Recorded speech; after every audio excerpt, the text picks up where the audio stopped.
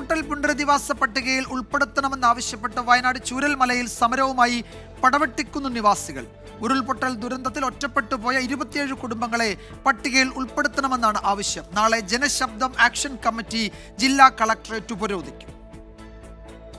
ഇന്ന് ഈ സർക്കാരത്ത് ഞങ്ങൾ 27 വീടുകൾ താഴെ ഓടിക്കണം. നിങ്ങൾ ചാനലിൻ്റെ മുന്നിലും ഈ ജനങ്ങളെ മുന്നിലൊന്നും ഞങ്ങൾക്ക് വന്ന് നിൽക്കേണ്ടില്ലായിരുന്നു. ഞങ്ങൾ എന്തിന് ജീവൻ കൊണ്ട് ഞങ്ങൾക്ക് അന്ന് മരിക്കാൻ ഞങ്ങൾ തയ്യാറായി. ഞങ്ങൾക്ക് താഴെ ഓടാത്തതിൽ നിന്ന് ഞങ്ങളെ മനസ്സിലൊക്കെ കുറ്റബോധമുണ്ട്. വെള്ളാർമല സ്കൂളിന് അരികിലൂടെ കടന്നുപോകുന്ന റോഡാണ് പടവെട്ടിക്കുന്നിലേക്ക്. ഈ റോഡ് പൂർണ്ണമായും തകർന്നു. ദുരന്ത സാധ്യത മേഖലയാണ് പടവെട്ടിക്കുന്ന്. എന്നാൽ ഈ കുടുംബങ്ങളെ ഗുണഭോക്തൃ പട്ടികയിൽ ഉൾപ്പെടുത്തിയിട്ടില്ല. ഒരുപാട് സ്പോൺസർമാരുണ്ട്, ഒരുപാട് ആളുകൾ വീട് കൊടുക്കുന്നുണ്ട്. അതിൽ ഈ പാവങ്ങൾ ഈ 34 വീടുകളെയും കൂടെ നമ്മൾ ഉൾപ്പെടുത്തണം എന്നാണ് പറയുന്നത്.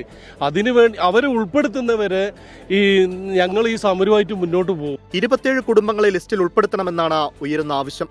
ഇതോടൊപ്പം റാട്ടപ്പാടി, മുണ്ടക്കൈപ്പാടി, അട്ടമല പ്രദേശത്തുള്ളവരെയും പട്ടികയിൽ ഉൾപ്പെടുത്തണമെന്നും ആവശ്യമുയരുന്നുണ്ട്.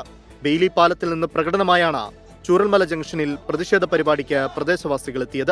ഞങ്ങൾ ആവശ്യപ്പെട്ടതാണ് പടവെട്ടിക്കുന്നിലെ കുടുംബത്തെ ആളുകളെ അവിടുന്ന് മാറാൻ താല്പര്യമുള്ള ആളുകളെ സർക്കാർ മാറ്റി പാർപ്പിക്കണമെന്നുള്ളത്. അതിന് 2 കാരണമുണ്ട്.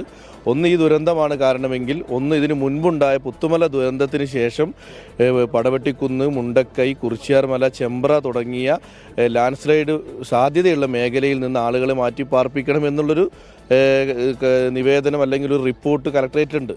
ഗ്രാമപഞ്ചായത്ത് പ്രസിഡന്റ് കെ ബാബു ഉൾപ്പെടെയുള്ള ജനപ്രതിനിധികളും സമരത്തിൽ പങ്കെടുത്തു.